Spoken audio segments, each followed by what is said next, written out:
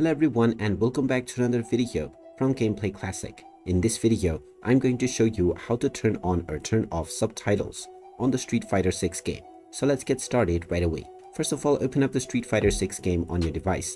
And once you open it up, you will be taken into the home page.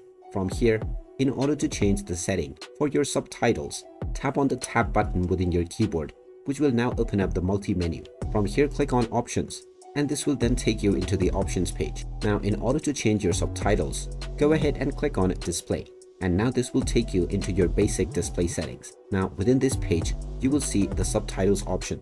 Go ahead and click on this, and you can now choose the subtitle and set it on or off based on your desire. After choosing your desired setting, you can also choose to have a background for your subtitle and set the size for it. After setting up your subtitle preferences as well as its background, you can go back and start your game, and the subtitle preferences have been applied to your game right away. And you can go back into this menu as many times as you want in order to change this setting. And there you have it. That is how easy it is to enable or disable subtitles on the Street Fighter 6 game. If you find this video helpful, make sure you hit that like button and subscribe to our channel if you haven't done so already.